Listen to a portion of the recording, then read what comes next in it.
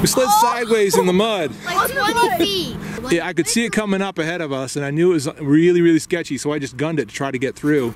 What happened instead is we slid sideways, and at that point I said, all right, it's go or be stuck. So I just gunned it, and we went all the way off the road into this area right here, and now that's where we are.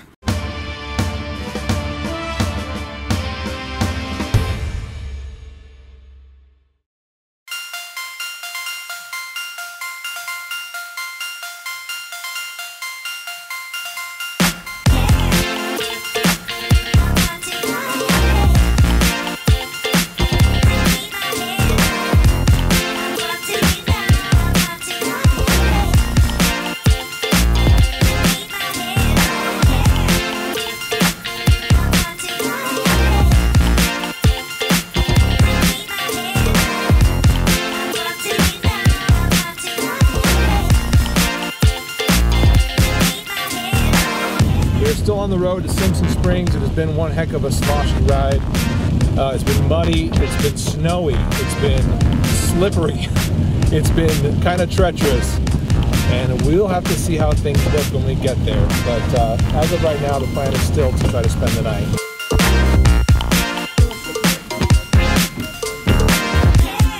We've got some beautiful desert and mountain vistas here in Simpson Springs, Utah, which is where we decided to camp tonight. The boys had a day off of school, so I took a day off of work and drove us out here, all prepared to spend the night in tents with all the gear and all the food and all the fun.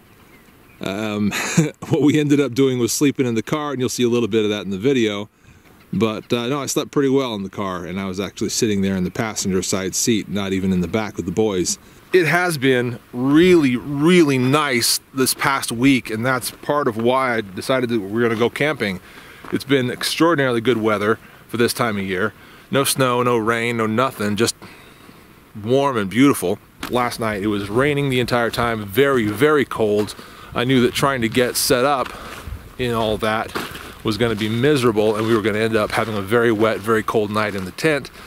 We ended up having a very surprisingly comfortable night sleep in the car, and that's, excuse me, that's what I wanted to show you.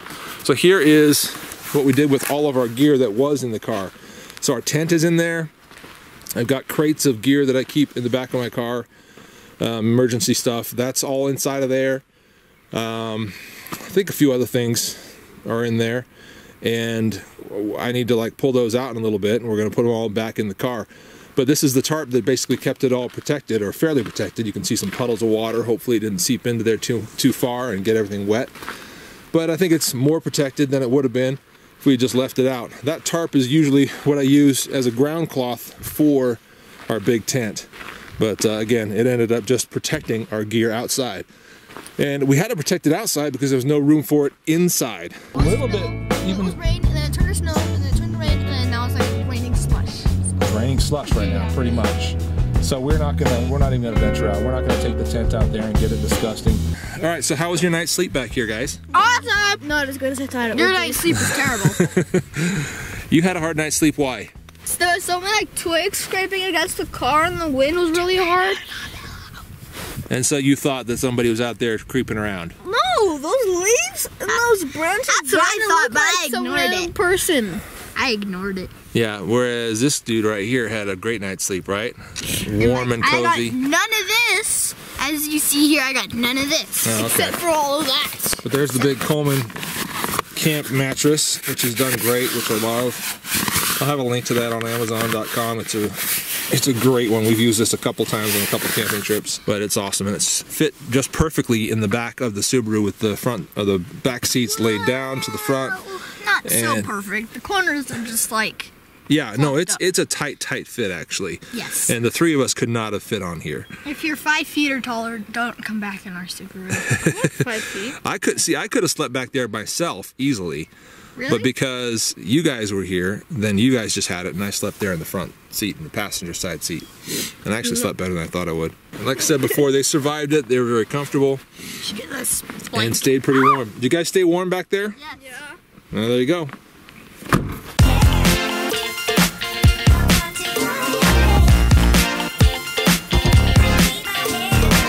All right, looks like we found the spring at Simpson Springs.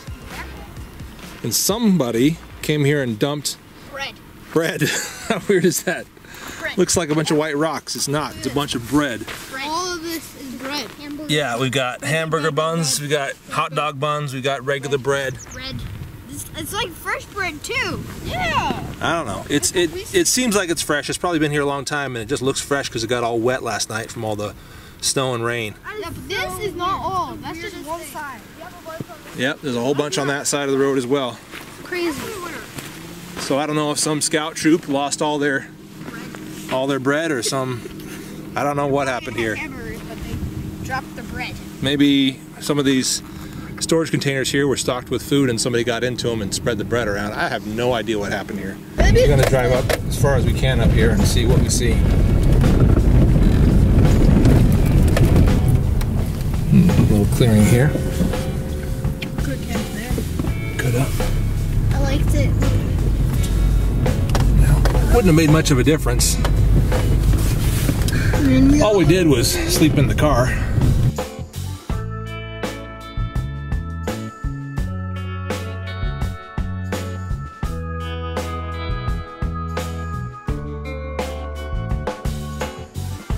I think we're getting to the point where we might have to slow and turn around because this is going to get a little too hairy. All right, there's our Subaru. We just barely managed to make it out of this little hill right here. There's a dip in the road right there, as you can see. A little trail or a little ravine going right here. Yeah, it goes all the way down. Yeah, I realized that this road was a little too slick and a little too steep for the Subaru halfway up. I should have known that. I'm driving a Subaru, not a Jeep. All you Jeep guys are saying. But anyway, so we got it stuck. I tried to turn it around. Got high-ended right here. It's terrible. Right there. I came up with the idea of digging us out. So we used the Cold Steel Special Forces shovel, which I always have in my car. Yeah, and that helped a lot. It did help a lot. Thank you, Cold Steel Forces shovel. Yeah. So we used that, and we use that to help ourselves dig a little bit of the way out from the front. I was like, we have to shove these rocks under the tire, and it'll like make a bridge. Which was the perfect idea, which we did. We got collected rocks from all over the place, and so far our butts are saved. The car is down there. Hopefully we'll make it all the rest of the way down the hill, which I think we will, but it is kind of slick. The Subaru is pretty good for all-wheel drive, but the tires on it really suck right now. I just need to buy some new ones. It's a really old Subaru. It is old, but it still runs great.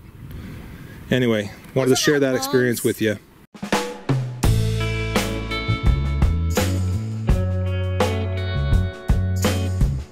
Exploring the Simpson Springs station now. There's the hut. I believe that's a recreation of what the original hut was like here at the station. And of course the marker there, probably also a recreation. And this right here is interesting. This is actually the original foundation of a stone home that was going to be built by Alvin Anderson. It was going to be used to house his wife, but she died in childbirth before she could live in it. Sad story. But there it is. So that's an actual relic from this Pony Express station. Very cool. And I'm glad that it's protected also. You know, would I love to get on the other side of this fence and touch it and mess with it? Of course I would. But not at the expense of wrecking it and, you know, having it not here for future generations. I like that my kids are here and they can see this, witness all this, and that other people's kids will be able to see it as well.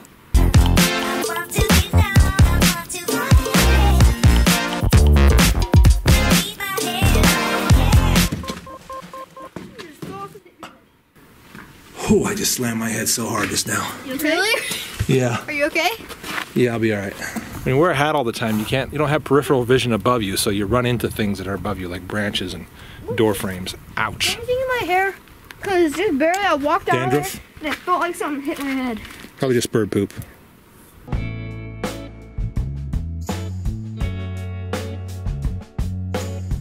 Nothing could possibly be true unless Hawkeyes knows it. They come from rain, but does it just pool up there and then turns into a spring, or what? Where do springs come from?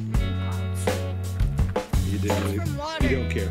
It's water. This guy cares. He paid attention. He heard every word. I'm very positive. I bet you all these rocks are really, really, really old. I bet you can't find a new rock anywhere. I can't. Find me a new rock, like one that was created yesterday. Ready, go.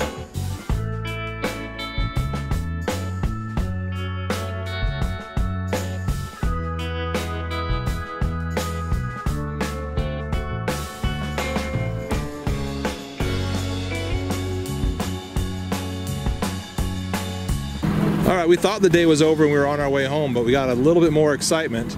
Look at the side of that Subaru, how filthy it is. We slid. We slid sideways in the mud. Like 20 feet. I'm gonna zoom down here, look at this mud puddle in the middle of the road. That's where we went off-road. Off the road. Like, yeah, I could see it coming up ahead of us, and I knew it was really, really sketchy, so I just gunned it to try to get through. What happened instead is we slid sideways, and at that point I said, all right, it's go or be stuck. So I just gunned it, and we went all the way off the road into this area right here, and now that's where we are. We're off the road, which is kind of a problem, presents a little bit of a problem, seeing as this ditch. Getting back on is an issue for us because we just don't have the clearance for this ditch.